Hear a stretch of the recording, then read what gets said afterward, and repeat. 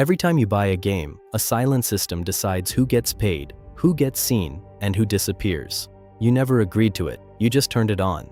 Most people think the console war ended years ago. They think it ended when Nintendo found its lane, when Sega walked away, when Sony and Microsoft settled into a familiar rhythm of hardware launches and marketing cycles.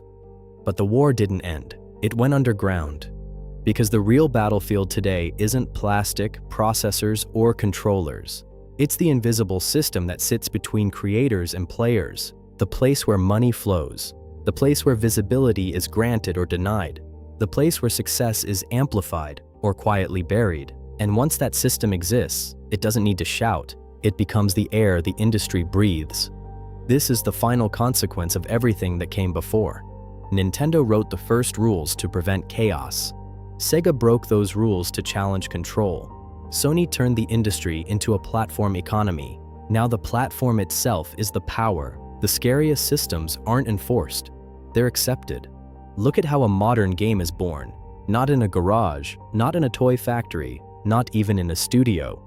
It's born inside a storefront. Before a line of code is written, developers already know where their game has to live. PlayStation Store, Xbox Marketplace, Steam, mobile app stores. Those storefronts aren't just shops. They are gateways. They decide who gets featured, who gets buried, who gets paid on time, who gets delayed, who gets banned, and most importantly, who gets discovered. This is where power moved, not to the companies that make games, but to the companies that host them. The platform model Sony pioneered didn't stop at gaming. It became a template for the digital world.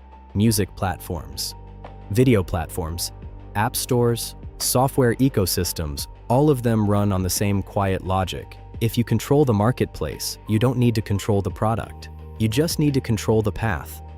The future of gaming isn't decided by who builds the best game. It's decided by who decides what you see first. Nintendo understood control as something you enforced through contracts. Sega understood freedom as something you fought for through culture. Sony understood something colder. Control is strongest when it looks like convenience. A digital storefront is frictionless. No shipping, no shelves, no inventory, just a button. But behind that button is an entire economy.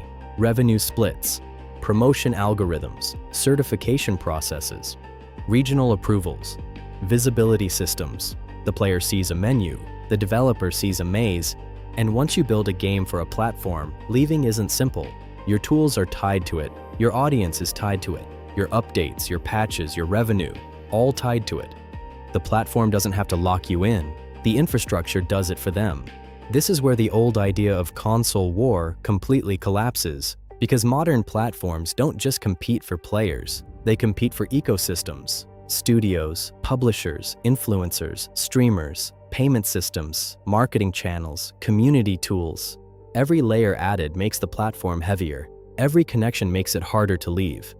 Power doesn't live at the top anymore. It lives in the middle. Look at how visibility works now. In the cartridge era, shelf space mattered. Retailers decided what you saw. In the platform era, algorithms decide. Featured sections, trending lists, personalized recommendations, seasonal sales. A game doesn't just succeed because it's good. It succeeds because it's placed. And placement is a decision. That decision is rarely malicious. That's what makes it powerful. It's made by systems optimizing for engagement, retention, revenue, and growth. But every optimization is also a filter, and every filter shapes the industry. Developers learn quickly. They don't just design for players anymore. They design for platforms, achievement systems, monetization loops, update cycles, live service models. These aren't just creative choices. They're survival strategies, because the platform rewards certain behaviors and quietly punishes others. This is the moment gaming stops being an industry and becomes an economy. Now zoom out even further. Because this system doesn't belong to PlayStation, Xbox, or Nintendo anymore. It belongs to the digital world itself. App stores decide which tools you use. Streaming platforms decide which stories get told. Marketplaces decide which businesses get discovered. Gaming was just one of the first places where the platform model proved it could replace entire industries.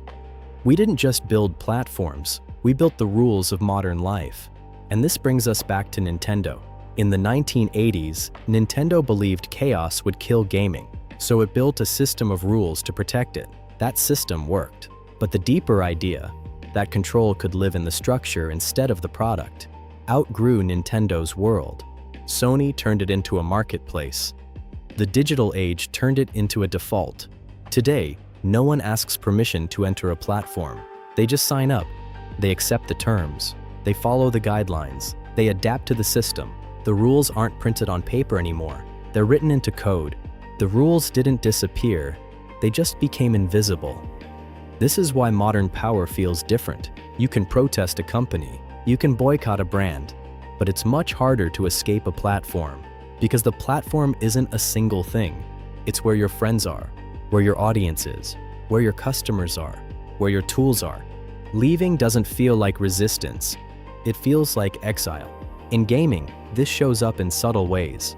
Exclusive deals, subscription libraries, cross-platform accounts, cloud saves, digital libraries that can't be transferred. Every feature that makes life easier also makes the platform heavier. Every improvement deepens the center of gravity. And here's the final, uncomfortable truth. Most players love this system because it works. It's fast. It's global. It's convenient. It's infinite. The platform doesn't survive because it's imposed. It survives because it's useful. That's why this story isn't about villains. It's about design. The design of systems that shape behavior without commanding it. The design of markets that feel open while quietly narrowing paths. The design of power that doesn't need to be seen to be felt. The future wasn't taken from us. It was engineered around us. Look at a modern developer starting today. They don't ask, what game do I want to make? They ask, where will this live? Steam? Console? Mobile? Subscription service? That choice will determine their revenue model, their update cycle, their marketing strategy, and even their design philosophy. The platform isn't just a channel. It's a framework for imagination, and this is the final legacy of the console wars. Not who won, but what kind of world they built. A world where creativity flows through systems, where discovery flows through platforms, where success flows through invisible infrastructure. Nintendo tried to protect gaming by writing rules. Sega tried to free gaming by breaking them. Sony turned gaming into a platform that didn't need rules to enforce behavior. The digital age took that model and applied it to everything. So when you turn on a console today, you're not just starting a game, you're entering a system designed to feel like a playground, but built like an economy. This story started with a rulebook in the 1980s. It ended with a world where rules live inside the system itself. If you want to see where this idea escaped into software, business, and global power, start the arc again from episode 1.